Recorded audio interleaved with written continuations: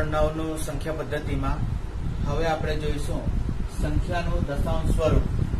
આ સંખ્યાના દશાંશ સ્વરૂપ જોતા પહેલા આપણી પાસે થોડીક માહિતી હોવી જરૂરી છે, અને તે છે આપણે જોઈએ કે કોઈ બી સંખ્યા હોય એ સંખ્યાના પ્રકાર હોય છે. એક આપણે જોઈએ તો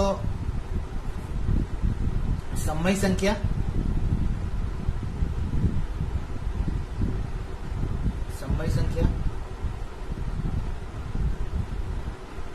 અને બીજી છે તે અસમય સંખ્યા.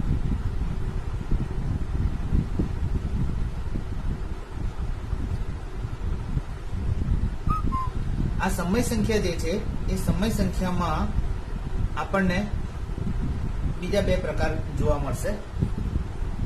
એક શાંત સંખ્યા મળે છે અને બીજી જે છે અનંત આવૃત. અને અસમય સંખ્યામાં આપણને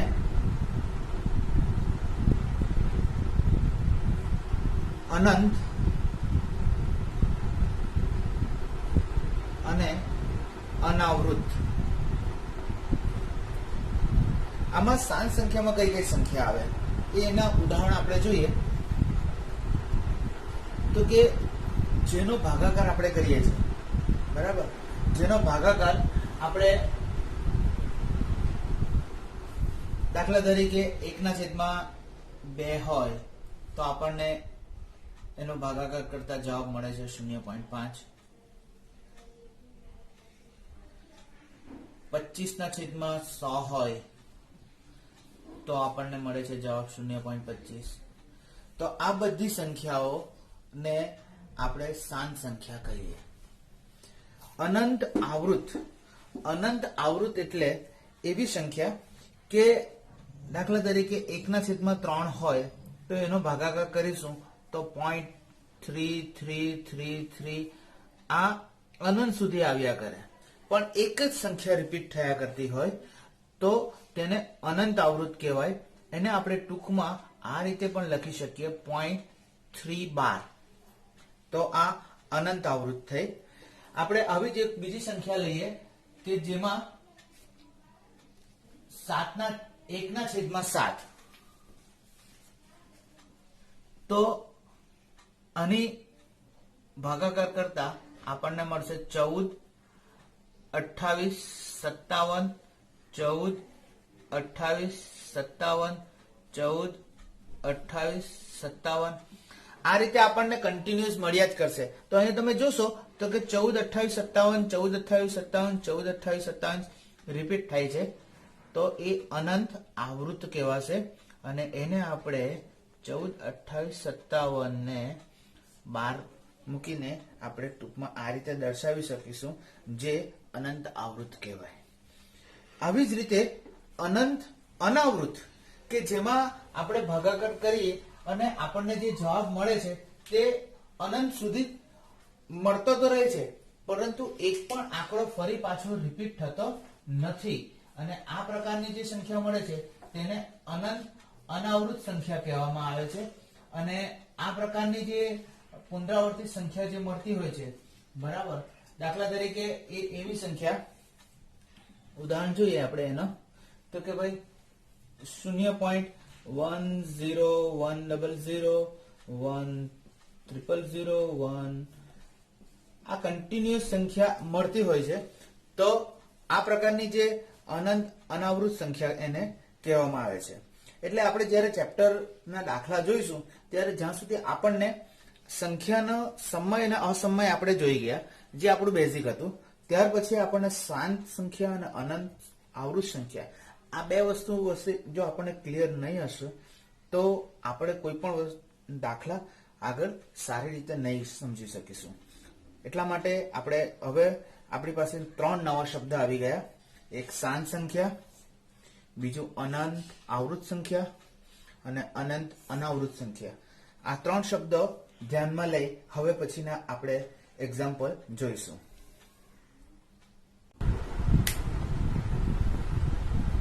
અહીંયા આપણે જોઈશું કે નીચેની સંખ્યાઓનો દશાંશ સ્વરૂપમાં લખો અને તે કેવા પ્રકારની દશાંશ અભિવ્યક્તિ છે તે જણાવો. તો અહીંયા આપણે જે પ્રકાર જોયા, આપણે શાંત સ્વરૂપ અને અનંત આવૃત સ્વરૂપ, તો એ કઈ છે કે આપણે જોઈશું. તો અહીં 36/100, તો 36/100.36. ફરી પાછી બધું એક્ઝેક્ટ પરફેક્ટ થઈ ગયું. તો અહીં તમે જોઈ શકશો કે આ સંખ્યા દશાંશ સ્વરૂપમાં શાંત દશાંશ અભિવ્યક્ત કરે છે. બરાબર. તો શાંત દશાંશ સ્વરૂપની છે. હવે અહીંયા જોઈશું તો કે 1/11, તો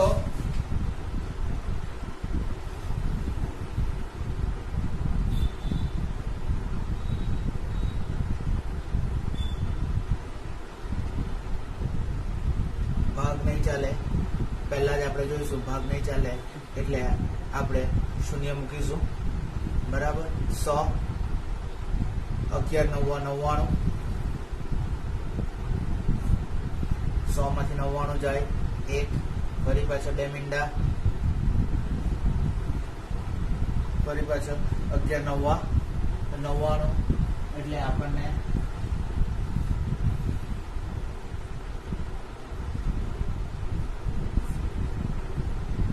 ફરી પાછળ 2 મીંડા 09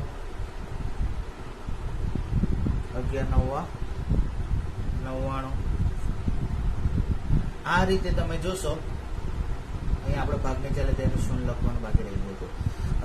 તમે જોશો તો કે આ રીતે 0909 કન્ટિન્યુઅસ આપણને મળ્યા જ કરે છે. એટલે 1/11 બરાબર 0.090909.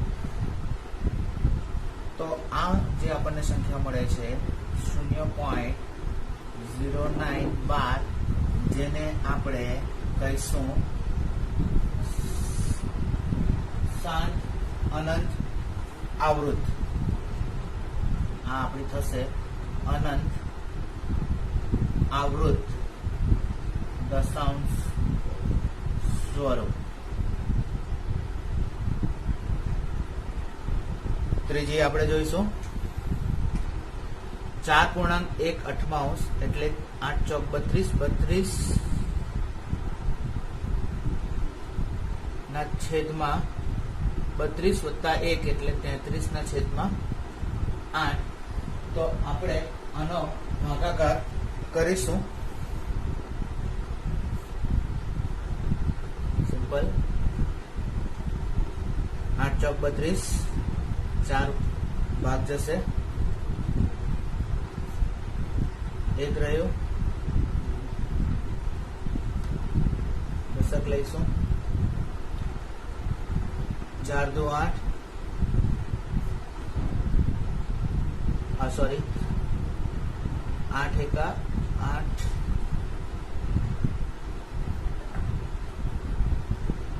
8 1 8, 2, ફરી પાછું આપણે શૂન્ય નીચે ઉતારીશું.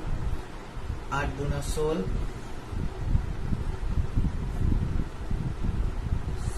4 રહી, 0 નીચે ઉતારીશું. 8 50 40, શેષ અહીંયા 0 થઈ ગઈ. એટલે 33/8 બરાબર 4.125. અહીંયા તમે જોશો તો આપણને પુનરાવર્તિત સંખ્યા મળતી નથી. એટલે આ આપણું સંખ્યા જે છે તે શાંત દશાંશ સ્વરૂપની સંખ્યા છે. મિત્રો, હવે બીજા પણ આપણે એક્ઝામ્પલ જોઈએ. બીજો આપણે એક્ઝામ્પલ જોઈ રહ્યા છે કે પી પૂર્ણાંક હોય, ક્યુ શૂન્યતર પૂર્ણાંક હોય તેવા પી ના છેદમાં ક્યુ સ્વરૂપમાં આપેલી સંખ્યાઓને દર્શાવો. તો અહીંયા આપણે જોઈશું કે 0.612 છે. એટલે આને આપણે પહેલા તો આપણે લખીશું 0.612 ને 0.666 આ અનંત સુધી આપણને મળે છે, બરાબર. તો પહેલા આપણે એને અનંત આવૃત સ્વરૂપ આપણે આ લખી દીધા બાદ ધારો કે x બરાબર 0.6666 આપણે લખીએ, બરાબર. તો અહીંયા પોઈન્ટ પછી આપણને એક જ સંખ્યા રિપીટ થાય છે. તમે જો 0.6 એટલે આપણે આને દશાંશ સ્વરૂપમાંથી બહાર જો લાવવું હોય તો x ને કેટલા વડે ગુણવું પડે? પોઈન્ટ પછી એક જ સંખ્યા છે માટે 10 વડે આપણે ગુણીશું, એટલે 10 ગુણ્યા x એટલે 10x, અને અહીંયા 10 વડે ગુણીશું એટલે 6.66 આમ જોઈએ તો અનંત સુધી મળશે. તો અહીંયા ફરી પાછું આપણે જોઈશું તો 6.66 આ જે આવે છે તો તેને આપણે આવી રીતે લખી શકીએ 6 વત્તા 0.66 અનંત સુધી. આ 10x તો છે જ આપણી પાસે. અહીંયા તમે જોશો તો 0.66 એ બરાબર તો શું છે? x છે આપણી પાસે 10x. આ x ને બરાબરની બીજી બાજુ લઈ જાઓ, 10x ઓછા x બરાબર 6 માટે 10x ઓછા x એટલે 9x બરાબર 6 માટે x બરાબર 6/9. તમે જોઈ શકો 3 દુ 6 અને 3 તેરી 9, 3 દુ 6 અને 3 તેરી 9, તો 3 ઉડી જશે એટલે 2/3 જે આપણને મળે છે p/q સ્વરૂપનું 2/3.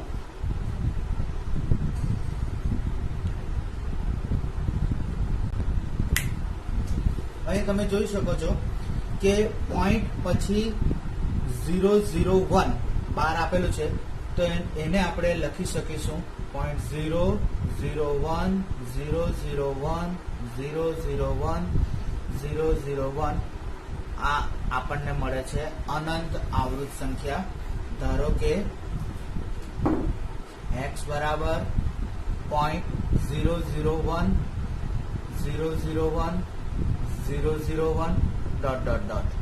હવે પોઈન્ટ પછી આપણને કેટલી સંખ્યા એવી છે પછી આપણને પુનરાવર્તિત થાય છે તો તમે જો 0.001 પછી 001 એટલે 3 સંખ્યા આપણને અહીંયાથી પુનરાવર્તિત થતી જોવા મળે છે.